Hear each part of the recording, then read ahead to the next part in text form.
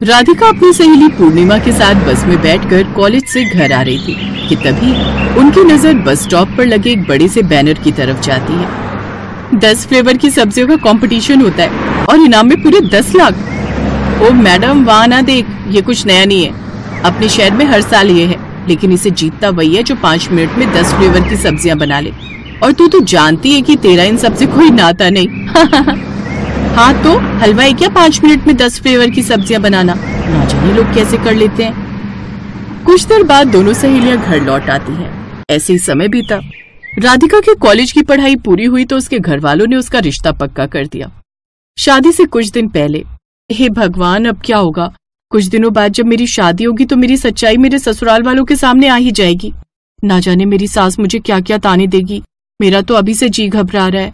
हे भगवान, तू बस संभाल लेना सब। आखिर ऐसी कौन सी बात थी जिससे राधिका इतनी घबराई हुई थी? आइए ये जानने के लिए बढ़ते हैं इस कहानी में आगे।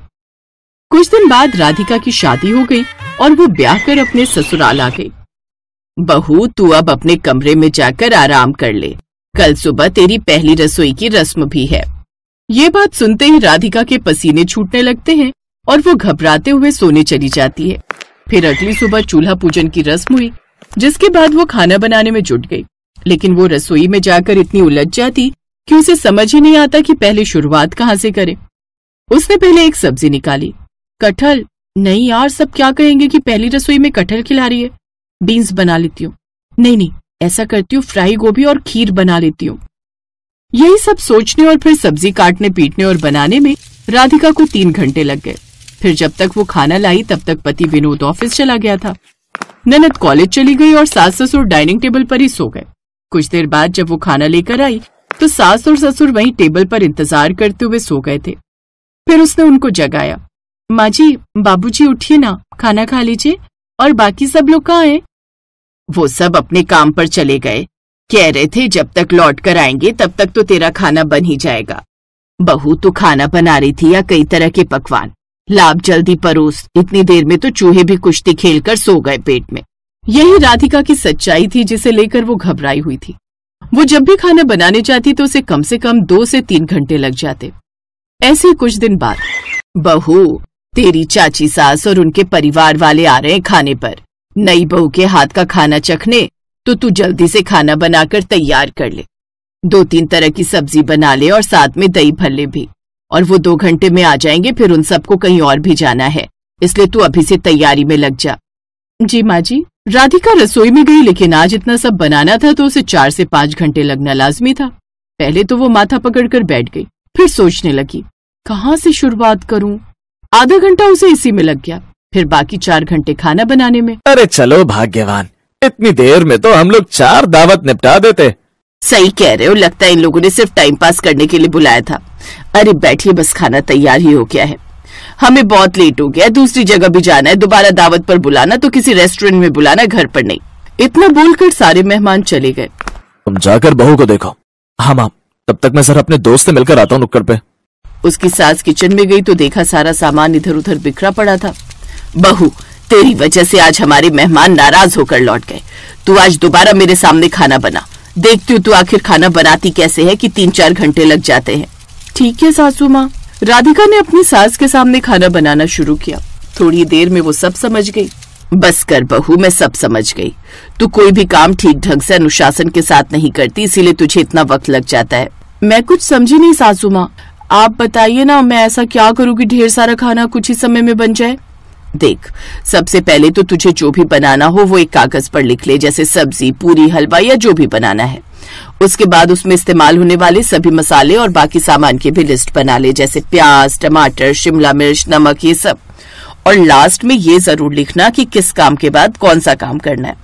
फिर पढ़ पढ़ के एक एक लाइन से सारे काम करती जा। कुछ दिनों बाद जब ये सब आदत में आ जाएगा तो लिखने की जरूरत नहीं पड़ेगी। वाह सासू माँ, इससे काम तो बहुत आसान हो जाएगा। अगले दिन से ही उसने ऐसा करना शुरू कर दिया। अब वो 4 घंटे का काम 2 घंटे में करने लगी। करीब 1 हफ्ते तक ऐसा करने के बाद, बहू आज तू बनाएगी शाही पनीर, पुलाव और पूरी। ठीक है सासू माँ। राधिका ने जल्दी जल्दी सारी सामग्री बनाने का सारा तरीका लिखा। फिर उसने सारे मसाले, प्याज, लहसुन ये सब काट कर अपने सामने रख लिया। चावल भी धो लिए। अब एक चूल्हे पर उसने शाही पनीर पकने को रख दिया, दूसरे पर पुलाव। बाकी समय में आटा गूंथने लगी। पुलाव जल्दी पक गया, इसलिए उसके बाद उसने पूरियां बनानी शुरू कर दी। इस तरह आधे घंटे के अंदर सारा खाना बनकर तैयार हो गया। पूरा परिवार हैरान भी हुआ और खुश भी। माँ, आपने तो कमाल करवा दिया अपनी बहू से। मैंने तो सिर्फ तरीका बताया, मेहनत तो इसने खुद की है। शाबाश बहू। थैंक यू सासू माँ। सबने एक साथ खाना खाया। अब वो सिर्फ 20-25 मिनट में खाना बना लेती थी। ऐसे ही सब कुछ अच्छा चल रहा था। एक रोज उसकी सास के पेट में दर्द इतना उठा कि अस्पताल में भर्ती करना पड़ा। इनके पेट में पथरी है, अभी तो दर्द की दवा दे दी है, जल्दी इनका ऑपरेशन करवा लो वरना कुछ भी हो सकता है। 5 लाख का खर्चा आएगा। खैर, विनोद अपनी माँ को घर तो ले आया, पर माँ के ऑपरेशन को लेकर परेशान था। आप परेशान मत हो, कहीं न कहीं से पैसों का इंतजाम हो जाएगा। अगले दिन मोहल्ले में भीड़ लग गई। राधिका, विनोद और पायल भी वहाँ पहुँच गए। सुनो सुनो सुनो, बहुत जल्द एक बार फिर इस शहर में 10 फ्लेवर की सब्जियों का कंपटीशन होने वाला है। जो भी 5 मिनट में 10 फ्लेवर की सब्जियां बना लेगा उसे मिलेगा पूरे 10 लाख का इनाम। साथ ही बड़े होटल में शेफ की नौकरी भी मिलेगी। अब राधिका जल्दी से उस कंपटीशन में अपना नाम लिखवा देती है। साथ ही घर आकर और भी ज्यादा तैयारी करने लगती है। अब वो आधे मिनट में एक एक सब्जी बनाकर तैयार करने की प्रैक्टिस करने लगी।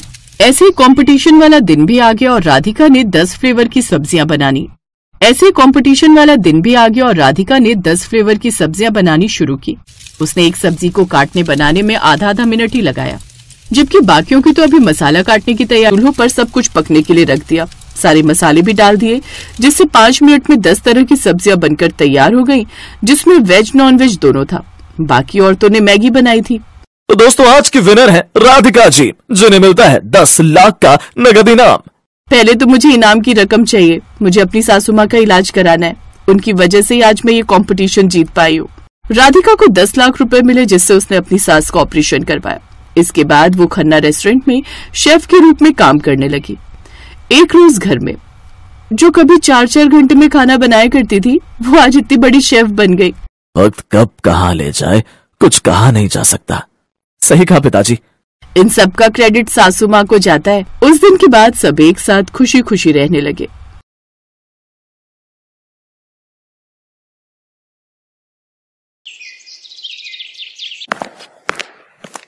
माँ जी, आपसे एक बात पूछनी थी। हाँ बता, क्या बात है? सारे मेहमान चले गए हैं, अब सिर्फ घर के ही लोग बचे हैं, तो खाने में क्या बनाऊं? एक काम कर बहू, दाल चावल और कोई एक सब्जी बना ले। ठीक है माँ जी। और रोटियां कितनी बनाऊं? 40-50 के करीब तो बना ही लेना। आज कर ले सारा काम, कल से छोटी बहू को लगा लेना अपने साथ। नहीं माँ जी, सारी उम्र तो उसे रसोई में मेरे संग बितानी है। अभी 1-2 दिन अपने पति के साथ बिता लेने दीजिए। जब उसका मन करे वो खुद ही आ जाएगी रसोई में, तब तक मैं कर लूंगी सारा खाना। ठीक है, जैसी तेरी मर्जी। मैं तो तेरे भले के लिए कह रही थी वैसे। इतना कहकर बिमला वहां से उठकर चली गई। दरअसल बिमला स्वभाव से काफी सख्त थी। सिर्फ घर ही नहीं बल्कि पूरा मोहल्ला उससे डरता था, और पति के गुजर जाने के बाद से तो जैसे वो हंसना ही भूल गई थी। बिमला के 2 बेटे थे, बड़ा करण और छोटा अर्जुन। दोनों ही अच्छा कमा रहे थे। कविता करण की पत्नी थी और अब छोटे बेटे अर्जुन की शादी अंकिता के साथ हो गई थी। फिर कुछ देर बाद, कैसी हो अंकिता?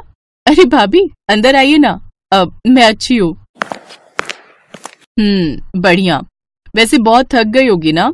नहीं भाभी, ऐसी तो कोई बात नहीं। मैं जानती हूँ ये शादी के फंक्शंस बड़े ही थकाऊ होते हैं, ऊपर से मेहमानों की आवभगत। उफ।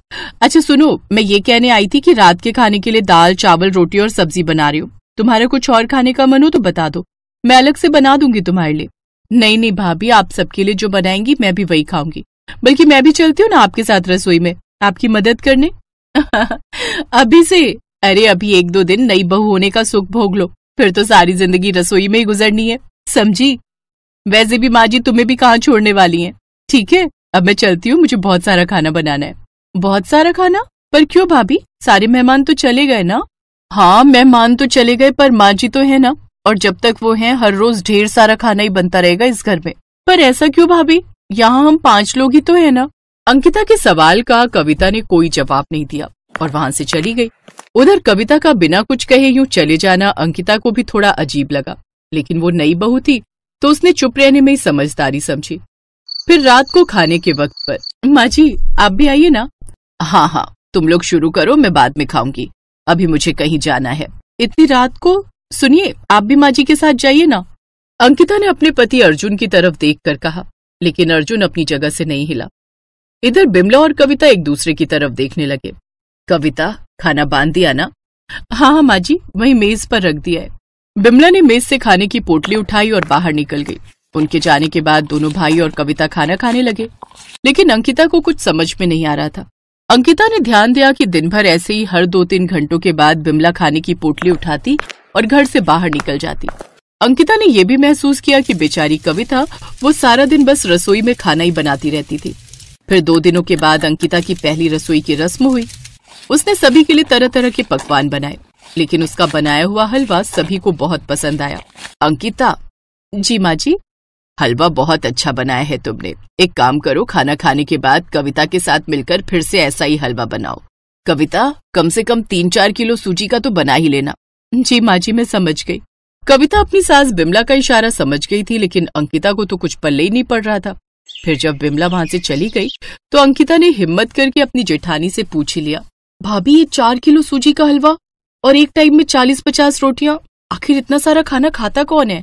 मैंने देखा है पूरे दिन में 8-8 बार खाना बनाना पड़ता है आपको, जिसमें से घर के लोग तो थोड़ा बहुत ही खाते हैं, बाकी खाना लेकर माँ जी जाती कहाँ है? तुम्हें ये सब बताने और समझाने की जिम्मेदारी वैसे भी मेरी है। तो सुनो अंकिता, हमारे गांव से कुछ दूर काली नदी को पार करके एक बहुत ही ऊंचा पहाड़ पड़ता है। उस पहाड़ के अंदर एक गुफा है। लोग मानते हैं कि उस गुफा में एक भयंकर दैत्य रहता है। पहले वो हमारे गांव में घुस आता था और किसी भी इंसान को पकड़कर उसे खा लेता था। उसके आतंक से पूरे गांव में दहशत था। लेकिन फिर एक दिन हमारी माँ जी ने उस दैत्य से आंख से आंखें मिलाकर बातें की।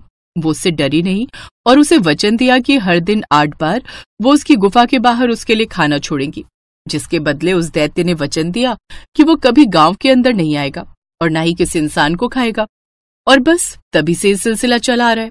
मैं हर दिन 8 वक्त का खाना बनाती हूँ और माँ जी 8 वक्त वही खाना उस दैत्य के लिए लेकर जाती हैं। लेकिन ये जिम्मेदारी सिर्फ माँ जी पर ही क्यों है? ये तो पूरे गांव का मसला है ना।